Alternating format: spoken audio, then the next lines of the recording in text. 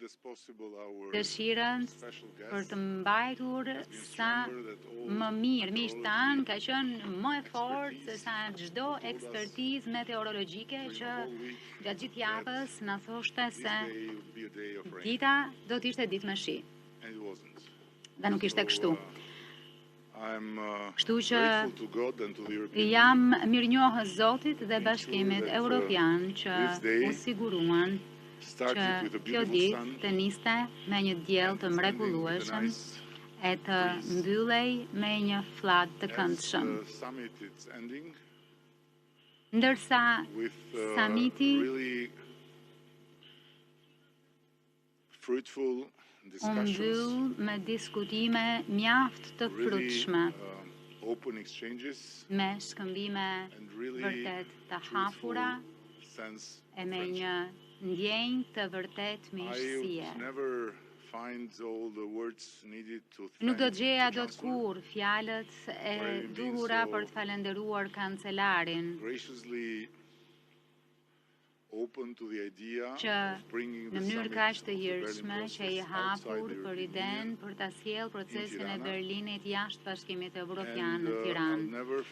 Dhe nuk do të gjeja dot kur fjalët e nevojshme për të falenderuar presidenten e komisionit që i dha këtij samiti diçka vërtet thelbësore përmes planit të ri të rritjes të Bashkimit Evropian për Ballkanin Perëndimor.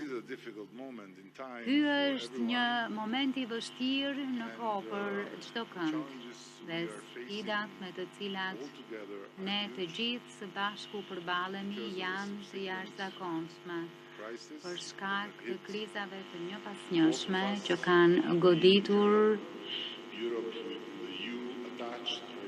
të gjithë ne, qofshim Europë me B apo Europë pa bën bashklidhur. Nuk duket se gjërat do të bëhen më mirë përpara se sa të përkeqësohen në shumë fronte. Përfshi frontin e ri të tmerrshëm në konfliktin midis Izraelit dhe Hamasit. Në të njëjtën kohë, sidoqoftë, këto kohë kanë farkëtuar miqësinë tonë, kanë farkëtuar bashkëpunimin tonë, kanë farkëtuar ndjenjën e përbashkësisë dhe udhëheqjes së Bashkimit Evropian, ajo çfarë ka ndodhur është shfrytzuar për të parë përpara me një besim më të fortë kundrejt Ballkanit Perëndimor. Nuk dua të flas gjatë, pasi siç mund ta imagjinoni, mund t'ju mbaj këtu deri nesër. Por këta dy gjerman krah meje kanë orare, kanë afate kohë të përcaktuara, avion për të marrë gjëra për të bërë. Kështu që nuk dua që të marrë nga koha e tyre këtu, sepse nuk ndodh çdo ditë që të kemi nderin që të presim kancelarin e Republikës Federale të Gjermanisë dhe nuk ndodh çdo ditë që të presim presidenten e komisionit. Kështu që jam i sigurt që ato çka do thonë ata janë më të rëndësishme se ajo çfarë mund të them unë. Si për herë, mbetem i gatshëm për pyetjet në qoftë se kam ndonjë pyetje që më drejtohet. Pra, kancelar, ju lutem pranoni shprehjen e mirënjohjes sime për gjithçka po bëni për ne. Dhe që jeni një fuqi e qetë e mbreslënse që këmbgulni për të shtyrë Bashkimin Evropian e Ballkanin Perëndimor për të ardhur më afër me njëri tjetrin. Zunächst einmal möchte ich dir ganz herzlich für die Ausrichtung dieses wichtigen Gipfels danken. In die Planung ist viel Arbeit und Engagement geflossen. Das hat sich ausgezahlt und deshalb möchte ich auch alle guten Worte zurückgeben. Ohne dein Engagement wäre es gar nicht möglich gewesen, dass wir so weit gekommen sind, wie wir jetzt sind. Und das ist wirklich das Ergebnis guter, engagierter Arbeit, die wir alle gemeinsam da reingesteckt haben. Es ist ein gutes Zeichen, dass nun der Berlin-Prozess zum ersten Mal in einem Land des Westbalkans stattgefunden hat. Noch besser ist es, dass alle Ministerpräsidentinnen und Präsidenten der Region hierher gekommen sind und dass wir mit allen miteinander sprechen konnten. Das verdeutlicht, wie sehr sich die Länder diesem Prozess verpflichtet fühlen und wie wichtig er ist, um den Westbalkan an die Europäische Union heranzuführen. Denn dafür wird es in der Tat Zeit. Wir dürfen nicht drum herum reden. Neben den weltpolitischen Krisen dieser Tage müssen wir in der Region aktuell Rückschläge hinnehmen. Es ist erst wenige Wochen her, dass Polizisten in Kosovo brutal angegriffen wurden. Ein Beamter ist dabei getötet worden. Das verurteilen wir auf das Schärfste. Hier in Tirana habe ich heute noch einmal ganz klar gemacht, es führt kein Weg vorbei an regionalem Zusammenhalt und der dauerhaften Lösung von Konflikten, die schon viel zu lange schwelen. Und dafür braucht es konkrete und spürbare Verbesserungen für alle, die hier auf dem westlichen Balkan leben. Vereinbarungen, die den Alltag erleichtern, die Bürgerinnen und Bürger zusammenbringen, ganz wichtig, Vereinbarungen, die das nötige Vertrauen stiften. Der Berlin-Prozess leistet hierzu seit 2014 seinen wichtigen Beitrag. Lassen Sie mich 4 konkrete Vereinbarungen herausgreifen, auf die wir uns heute hier verständigt haben. Erstens, der Klimawandel wirkt sich auch und insbesondere auf die Länder des westlichen Balkans aus. Mit einer regionalen Klimapartnerschaft Deutschland-Westbalkan wollen wir den Kampf gegen den Klimawandel und den Einsatz erneuerbarer Energien gezielt unterstützen. Deutschland wird dies mit insgesamt 1,5 Milliarden Euro bis 2030 mitfinanzieren. Punkt 2. Die Länder des Westbalkans müssen und wollen enger zusammenrücken. Das betrifft auch den kleinen Grenzverkehr. Die 3 Mobilitätsabkommen, die vergangenen November in Berlin unterzeichnet wurden, sind nun von fast allen Staaten ratifiziert worden und finden jetzt Anwendung. Ein zusätzliches 4. Mobilitätsabkommen ist heute unterzeichnet worden, mit dem 4 weitere Berufsabschlüsse gegenseitig anerkannt wurden. Drittens fördert Deutschland das regionale Jugendkooperationsbüro RAICO in Höhe von 1,2 Millionen Euro und den neuen Jugendkulturfonds mit 300.000 Euro. Und als 4. Beispiel freue ich mich, dass die Bundesregierung zusätzliche 73 Millionen Euro für ein neues Projekt Klimaprogramm Albanien bereitstellt. Das ist ein offenes Programm zur Integration erneuerbarer Energien. Meine Damen und Herren, die Zukunft des westlichen Balkans liegt in der Europäischen Union. Dieses Versprechen gilt. Und es gilt heute mehr denn je. Jedes beitrittswillige Land hat dabei die Geschwindigkeit des Prozesses selbst in der Hand. Die Länder müssen sich fit machen für die Europäische Union. Der Schlüssel dafür sind Reformen, über die wir heute auch noch einmal ausgiebig gesprochen haben. Meine Damen und Herren, der Berlin-Prozess ist eine Erfolgsgeschichte. Und ich bin entschlossen, dieser Geschichte mit unserem deutschen Engagement weitere Kapitel hinzuzufügen. Das 10. Jubiläum des Berlin-Prozesses steht im kommenden Jahr an und wir wollen es gebührend begehen und das nächste Treffen deshalb wegen des Jubiläums erneut in Deutschland abhalten. Ich freue mich schon darauf und auf die Beratung. Schönen Dank. Thank you, Chancellor. And now the floor to the President of the European Commission, Ursula von der Leyen. Thank you very much. Thank you, dear Eddie, for the wonderful hospitality and your leadership at this summit. And thank you, Olaf, for the excellent cooperation in the preparation, but also during this summit. We're here in Tirana working on bringing the Western Balkans and the European Union closer. But at the same time, the eyes of the world are now on Israel and Palestine, and our minds too. There can be no justification for Hamas' heinous acts of terror, for the brutal slaughter of 1,400 people in Israel. In the face of this horror, Israel has the right to defend itself in line with humanitarian and international law. And right now, Palestinians in Gaza are in need of humanitarian help and aid. They cannot pay the price of Hamas barbarism. And this is why the Commission has announced to triple humanitarian aid for civilians in Gaza to 75 million euros. And we are launching an EU humanitarian air bridge to Gaza through Egypt. The first 2 flights will start this week. They will bring humanitarian goods to Gaza, and we will keep working with our partners in the region to assess and address the needs on the ground. Now, turning to our work here today. Last year I said that Albania at the helm, the Berlin process would be in good hands, and I was right. So thank you very much, Eddie and Ola, for the very good exchanges and for a very successful summit. But a lot remains to be done. We need to bring our economies even closer, and we need to speed up the reforms for accession. And this is why I presented to leaders our growth plan. The new growth plan has the potential, if implemented, to double the size of the Western Balkan economy still in this decade. It has 4 pillars. The first pillar of the plan is bringing the Western Balkans into the single market. We basically open the door of the single market in 7 key areas for the Western Balkan companies already now. Just to give you a few examples on customs cooperation, e-commerce, cashless payments, road transport, electricity, roaming, just to name a few.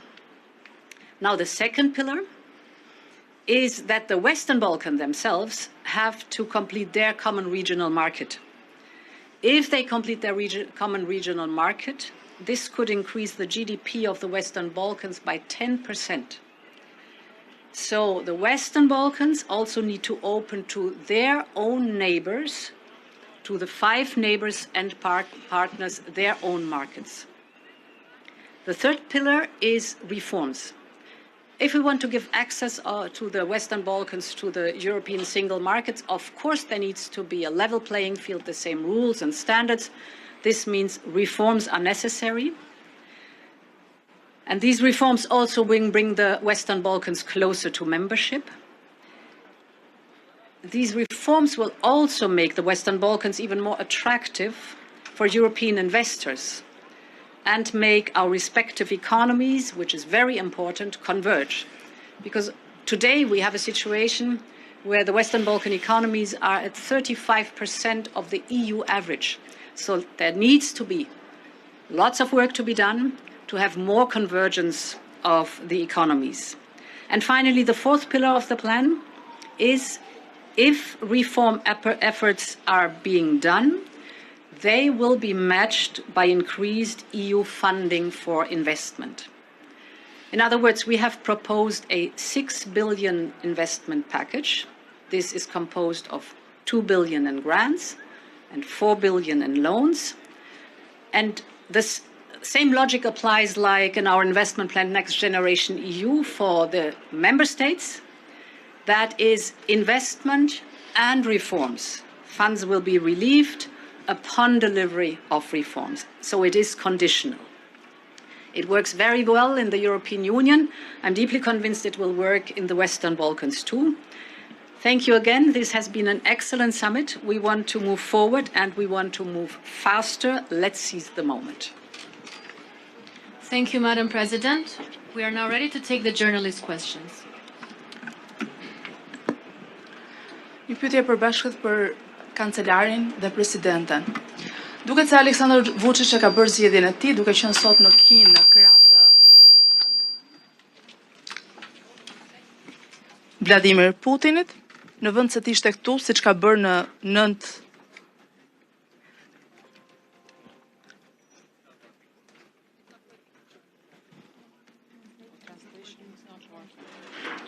In English.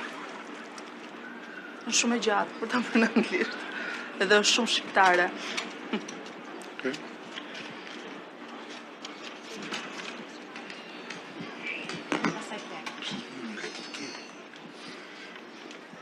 Herr Bundeskanzler, ich würde Sie gerne zum Krieg im Nahen Osten fragen. Ich glaube, Sie kann ich jetzt in Deutsch fragen. Sie werden als erster Regierungschef seit der Terrorattacke der Hamas auf Israel nach Israel reisen. Welches Signal verbinden Sie mit diesem Besuch und was wollen Sie dort konkret erreichen? Und da Sie anschließend ja auch nach Ägypten reisen, die Frage, was halten Sie von dem Gipfel, den Ägypten am Samstag ausrichten will, und werden Sie die Einladung zu dem Gipfel annehmen? And a question to you, Madam President and Prime Minister. Did you also talk about the refugee routes on the Balkans today? Madam President, what are your expectations to the Balkan countries on that issue? And Prime Minister, what do you expect from the EU, and how do you prepare for more refugees regarding the situation in the Middle East? Es ist mir wichtig, die Solidarität mit Israel auch ganz praktisch durch meinen Besuch zum Ausdruck zu bringen. Das ist jetzt gerade in dieser ganz besonderen Situation für die israelische Bevölkerung und für das Land von großer Bedeutung, dass die Solidarität auch versichert wird. Ansonsten gibt es konkrete praktische Fragen zu besprechen, die wir besser vor Ort auch diskutieren können, insbesondere was die Sicherheitssituation betrifft und auch was die Frage betrifft, wie man verhindern kann, dass es zu einer Eskalation dieses Konfliktes auch auf weitere Regionen, etwa in den Norden oder anderswohin, gibt. Das setzt gute Gespräche, übrigens auch mit vielen anderen Staaten der Region voraus. Und damit ist auch die Frage beantwortet im Hinblick auf den späteren Besuch in Ägypten. Es geht eben darum, konstant mit allen im Gespräch zu sein und eine Perspektive zu entwickeln, die solche Eskalation verhindert. Im Übrigen geht es natürlich auch immer um die Frage, wie humanitäre Hilfe organisiert werden kann. Aber auch das will ich zum Schluss noch einmal sagen. Der Überfall der Hamas war ein terroristischer Akt, der unverantwortlich war, der furchtbare Konsequenzen hat, der unglaublich viele Menschen getötet hat und unglaublich viele erniedrigt. Und deshalb hat Israel jedes Recht, sich selbst zu verteidigen. Eddie, would you like me to start with migration? Yeah. I hope I have the phone. Mic? That's the mic work, yeah, okay. Thank you very much. The migration question you asked me. So, indeed, there was a limited discussion on the topic. It was not the center of the discussion, but of course, it was part of the discussion. And indeed, we have a look with the European Union at the migration routes. Migration routes, for example, coming through the Western Balkans. I have to say, the first topic, if we look at it from the European Union's perspective, is that we get our internal rules properly addressed. That is, that we finish the Migration and Asylum Pact. These are the internal rules within the European Union, but we are in a good way after having agreed on the crisis management. The second part is the operational part, where we can be very practical. And here we're working closely with the Western Balkan countries, for example, strengthening the borders by delivering on Frontex agreements, not with each and everyone, but with some of them, or proper registration of refugees. Very important is the alignment in the visa policy, very important. And here our asylum agency and the European agency in general are also supporting as best as possible. So besides the legal framework within the European Union, we already start to include the Western Balkan by operational day-to-day work to our management of migration at the external borders.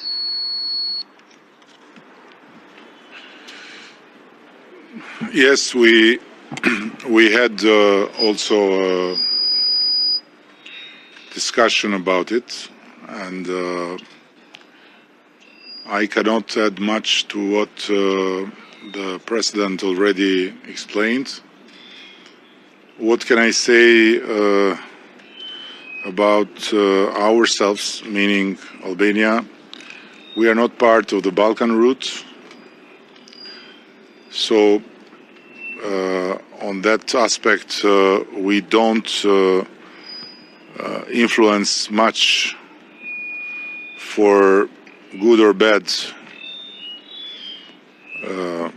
this phenomenon. But as always, we are here ready to help. We have done it all the way through our history. Albania is the only country in Europe that had more Jews after the Second World War than before, and a country that became a sanctuary for the Jews, basically, during the Second World War, and where no one single Jew was released to the Nazis. Then we had the experience of the big drama of the ethnic cleansing in Kosova. We hosted here 500,000 refugees from Kosova that were obliged to leave their houses because they were under a terrible, terrible pressure and literally hunted by Milosevic regime. We offered shelter to several thousands of Afghans after the situation that was created by our alliance Leaving Afghanistan, and we are ready to do so in the future, of course, always considering our modest dimension and our not limitless capacities. So this is what I can say to answer your question. And I fully agree with the President that this phenomenon is something that has to be dealt in much more united manner and by defining very clearly the internal rules, both for European Union and for us, because the Western Balkans are the most incredible reality in the history of geography and of mapping. And I don't think there is another reality in the history of mapping where an entity, geographical and political entity, is surrounded completely by another entity. So practically we are not in the European Union, but we are surrounded completely by the borders of the European Union. So somehow we are part of it all the time, for good or bad. Po e rimar pyetjen, në mbajti moti, po patëm probleme me përkthimin. So the weather was really nice, but we had problems with the technical system of the interpreting. Aleksandar Vučić duket sikur e ka bërë zgjedhjen e tij dhe ka zgjedhur Rusinë duke qenë edhe sot në Kinë për krah Vladimir Putin. So it seems like Alexander Vučić has made his choice towards Russia, and he's even today along Vladimir Putin meeting in China. Ndryshe nga sa ka bërë në të gjitha takimet e tjera të nismës procesit Berlinit. Por ndërkohë, çfarë po bën Bashkimi Evropian? A do të marrë sanksione për ato që ndodhi në 24 shtator, sepse duke shpallur ditëzie për trengat terroristët, Serbia në një farë mënyrë duket sikur e pranoi autorsinë e këtij sulmi. Do të ketë sanksione ndaj Serbisë? Kjo është pyetja e përbashkët edhe për kancelarin edhe për presidenten. Zonja Presidente, kam një pyetje enkas për ju. Nuk e di nëse So actually, it seems like today Mr. Vučić made a different choice, but nonetheless, I would like to go back to the events of the 24th of September. Has the European Union decided to take sanctions against Serbia? Because with its declaration on the morning day with the three terrorists, it's as if they accepted the authorship of what happened in Kosovo. So this is my first question to all of you, also to the Chancellor and to the President. And I do have another question for you, President, directly. Nuk e di nëse presidenti Michel është më optimist nga natyra dhe ju jeni më objektive, por u duk sikur pati një përplasje të deklaratave tuaja kur Michel dha afatin e antarësimit vendeve të rajonit 2030 dhe pati një deklarat nga zyra juaj që këmbguli që janë reformat ato që vendosin dhe jo data konkrete. Kush është arsyeja e këtyre dy qëndrimeve tuaja? Zoti Rama, 9 vjet procesi Berlinit. So actually, my question is related to your statements of today and the statement of the Council President Charles Michel. It seems like between you two, he is the most optimistic one and you are the more objective one, since he declared actually a certain timeline for the membership in 2030, for the membership of the countries, whereas your office actually, after that statement, said that it is reforms, the ones that decide such a membership or accession. So I would like to ask you, what's the reason for this two different standings between the you two?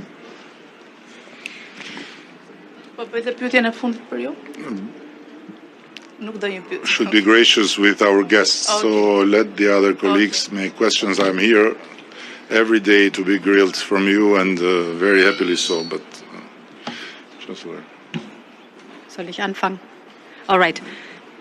So I think the first question also, part of the question also goes to me, what the horrible attack of the 24th of September is concerned. We strongly condemn that.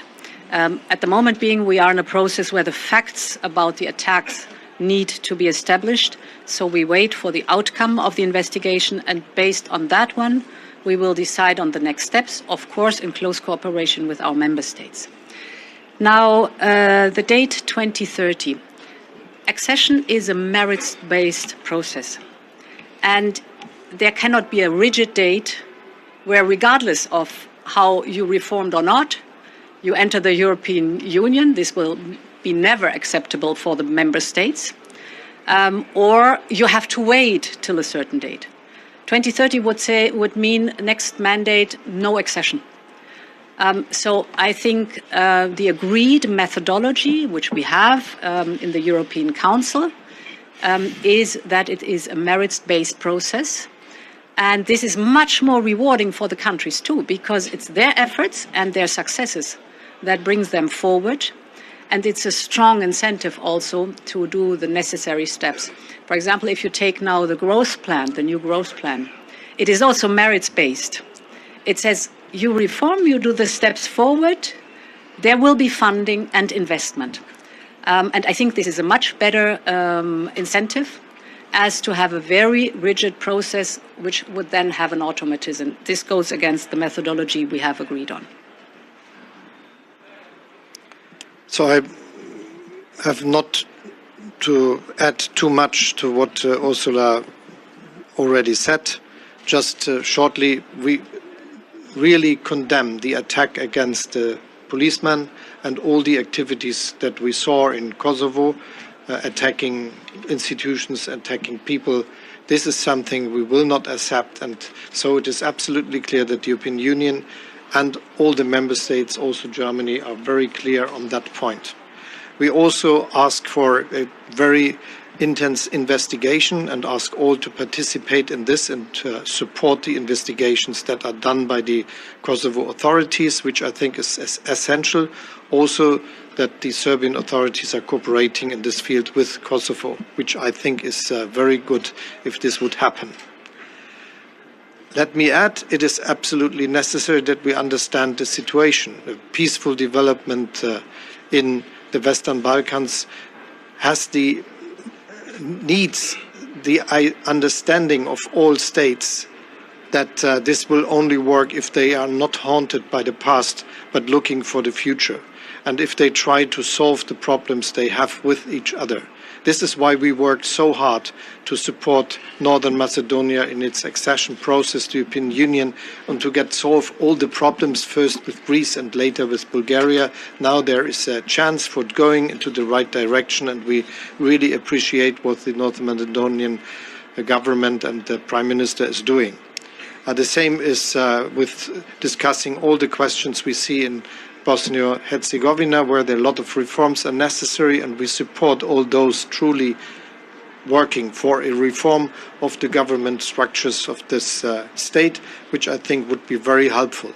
And this is the question we are working in the field of Kosovo and Serbia.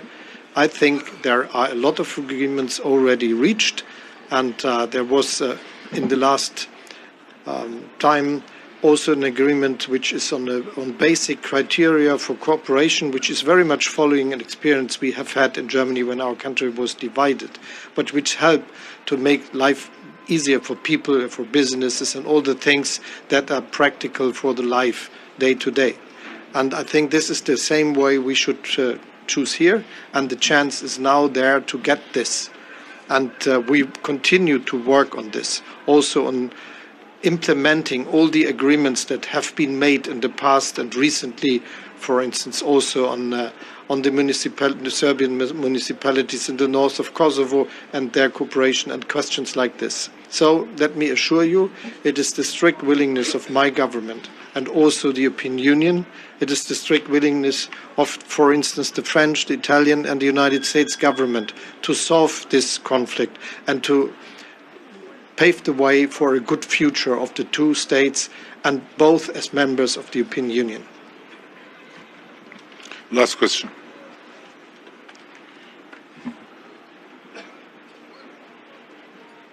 Okay. Andreas Rinke from Reuters. Let me pass on the question of the timing of enlargement to you, Prime Minister and Chancellor. When the EU Council President Michel said 2030, is that too early or too late for accessions? The President of the Commission already answered this question. What's your opinion? And second question about Bosnia. Bosnia hopes that the EU makes a decision that it's opening accession talks with Bosnia like with Ukraine in December. Is Bosnia ready for this step? This question goes to you, President of the Commission as well. So possibly I will start the answer of the question of the accession of, or the opening of the procedures with for Bosnia-Herzegovina will be given first by the European Commission. So we will hear from Ursula. They will tell us their survey and what they got from looking at the concrete situation, I think in November. So it will be that time that we hear more about it. And I'm sure that the President will just give you this advice, wait for November, but we will hear. The second is that I'm convinced that it is a mistake that after having met in Thessaloniki 20 years ago, we have not reached the accession of the Western Balkan states to the European Union so far. It should have been done already. And this is why we are so intensely working on making this feasible and working for it. And it will happen as fast as it is possible due to the questions that are on the table. And we all together have the same view. The President of the Council, the President of the Commission, the Member States. It is in the end merit-based. But this is not just a saying. We've worked very hard to make it happen, that the states can do the necessary steps, that we can say it is now the case that they can join. And my view is it should happen as fast as possible. And it could not take that a long time again as it took in the past.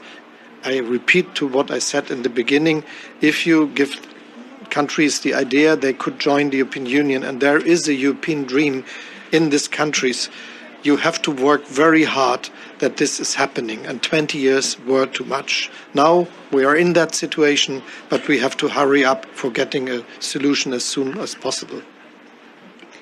Yes, and relatively short, because it is basically the same that I'm saying. We have the procedure as the following. We are working at the moment being on the so-called enlargement report, which comes every year in fall.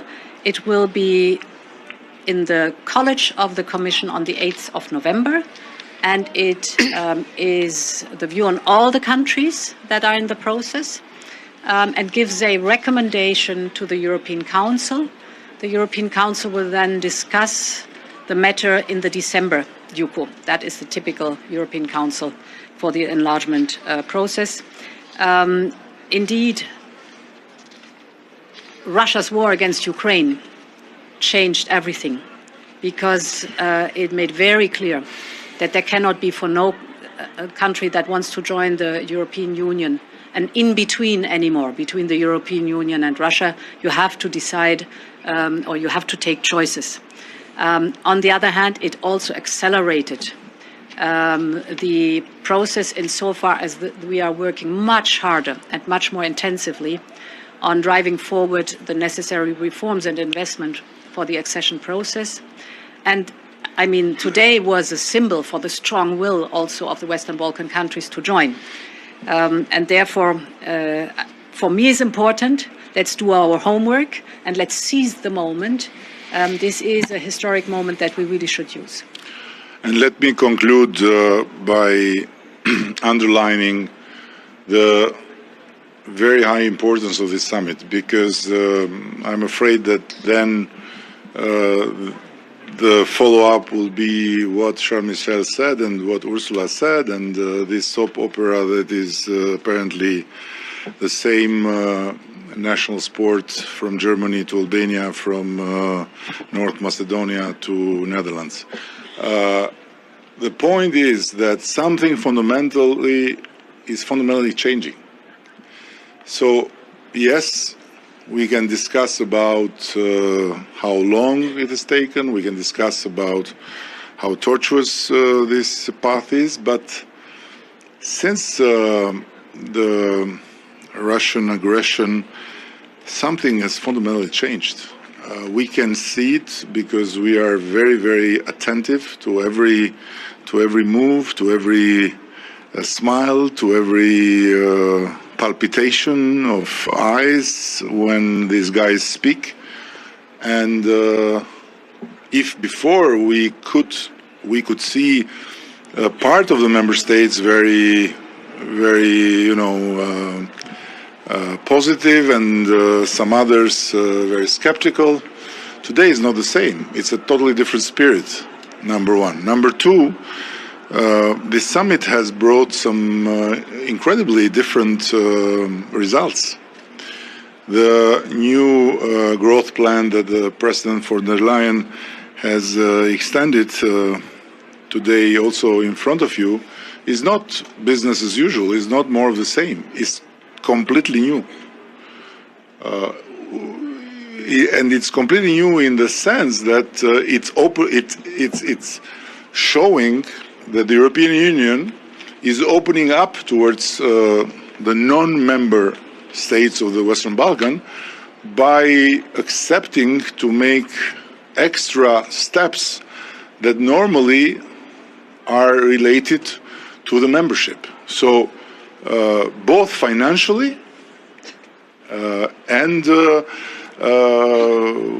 when it comes to the openings on the single market. These are huge things for the time being. It's not the full membership, of course, but it's not the same that has been before for every non-member state that had to go through all the homework and had to suffer all the pain of having to be a good student, and at the end had to get back home with just some good or bad results. It's totally different. And I'm very, very optimistic about this spirit and about this approach, because it means that there is a very high level of awareness among the member states, and this commission that has been since day one presented by the President as a geopolitical commission is changing things that were unimaginable for us just a few years ago. So how we would have get to this point that with the backing of Germany, of France, and of all the countries, the Commission makes an extra mile and says, listen, we need to support you more, and we are supporting you more. But of course you have to deliver, because it's, with the European Union, is never, you never get a present.